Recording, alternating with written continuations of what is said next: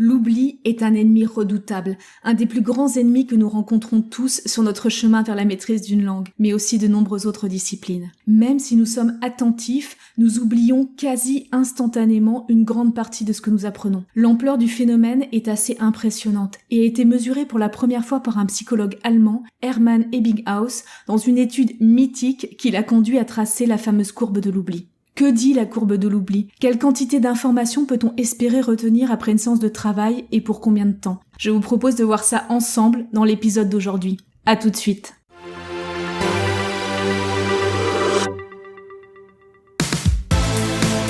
Bienvenue dans le podcast Language Booster, l'émission qui combine les techniques des plus grands polyglottes, la psychologie de la performance, les dernières découvertes des neurosciences et les outils numériques. Tout cela dans un but unique, vous permettre de passer au niveau supérieur dans votre maîtrise des langues.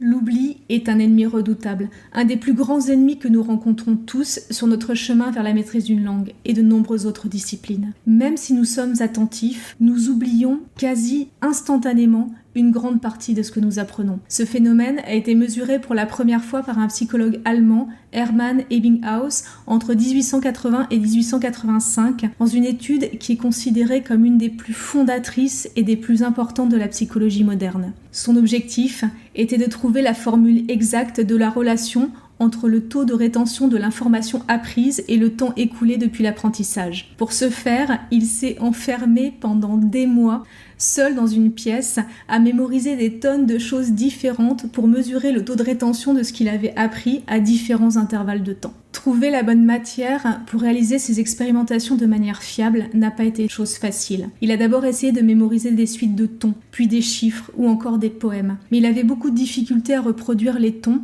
Les chiffres de 0 à 9 n'étaient pas forcément adaptés pour les expériences qu'il comptait faire, et les différents tronçons de poèmes qu'il avait sélectionnés, extraits du Don Juan de Byron, avaient des sens et des pouvoirs d'évocation très différents pour lui, ce qui introduisait trop de variabilité dans l'expérience.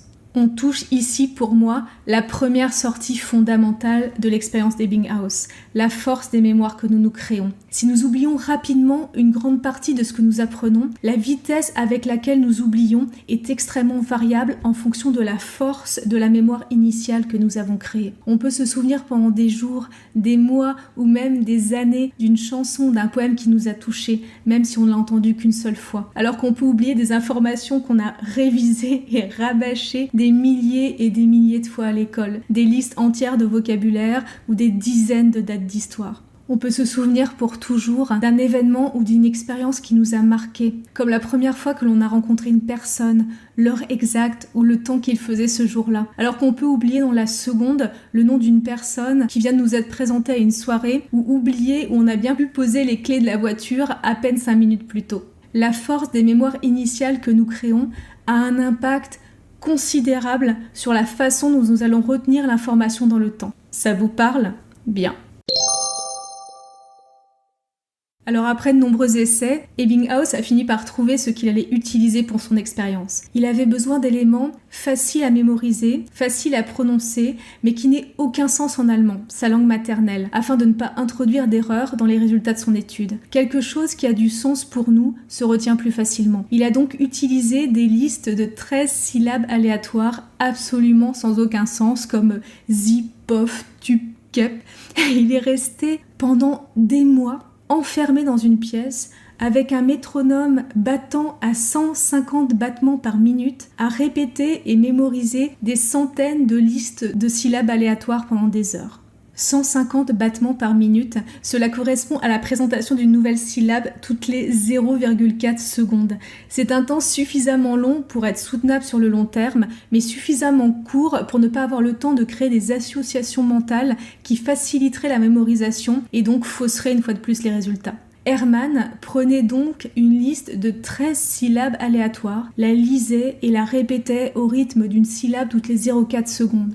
Quand il avait mémorisé la liste, c'est-à-dire quand il était capable de la répéter 2 fois de suite sans erreur, il notait le temps que ça lui avait pris. Puis il se testait de nouveau sur la même liste après 20 minutes, 1 heure, 9 heures, 1 jour, 2 jours, 6 jours et 31 jours. À chaque fois qu'il se testait, Il notait le temps dont il avait besoin pour réapprendre et remémoriser la liste. Ce temps était inférieur, heureusement, au temps mis initialement pour l'apprendre, et il en dérivait alors un taux de rétention d'informations. La courbe d'Ebbinghaus est le résultat de plus de 7 mois d'expérimentation, à hauteur de 3 séances de travail par jour et de plus de 6 millions de répétitions de syllabes aléatoires. Je ne sais pas si vous vous rendez compte. L'expérience a été reproduite de nombreuses fois depuis par des chercheurs afin de vérifier la validité des résultats qui sont présentés dans tous les livres de psychologie cognitive du monde entier. Les résultats d'Ebbinghaus ont globalement été confirmés, mais aucune équipe autour du monde n'est jamais allée aussi loin que lui dans l'expérimentation. Les notes d'Ebbinghaus rapportent d'ailleurs à quel point l'étude l'a poussé au bord de l'épuisement. Il avait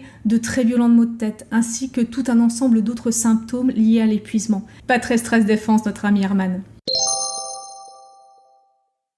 Et donc les résultats de l'étude d'Ebbinghaus sont ceux-ci. Après 20 minutes, nous avons déjà perdu plus de 40% des informations que nous avons apprises pendant notre séance de travail. Après 1 heure, plus de 50% de ce que nous avons appris a disparu. Au bout d'une semaine, il ne nous reste plus qu'un tiers de ce que nous avons appris, soit 70% de pertes, et un petit 20% au bout d'un mois, soit 80% de pertes. Quand on pense à la quantité d'informations que nous pouvons avoir besoin d'apprendre pour maîtriser un domaine comme la médecine, le droit ou encore une langue étrangère, avec tout le vocabulaire mais aussi toutes les règles de grammaire qu'il faut retenir, regarder cette courbe peut être extrêmement décourageant. Et ça l'est. Sans technique ou outils de mémorisation efficaces pour ancrer durablement vos connaissances dans la durée, remplir votre cerveau d'informations peut sembler aussi illusoire que de vouloir remplir une passoire avec de l'eau. Bien sûr, contrairement à la passoire, il restera toujours une quantité résiduelle d'informations dans votre cerveau. C'est le côté rassurant de la courbe d'Ebbinghaus. Mais le taux de rétention sera très faible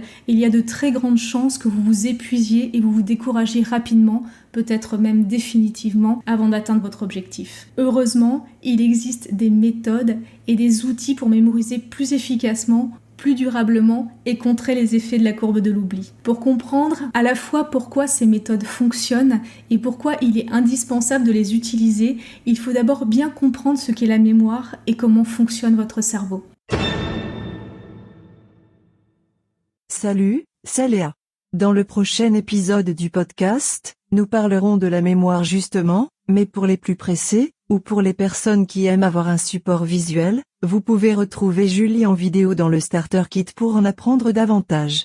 Le Starter Kit, c'est une série de vidéos gratuites pour comprendre le chemin vers la maîtrise d'une langue étrangère, les freins qui se dressent inévitablement sur notre route, comme la courbe de l'oubli, et comment les dépasser.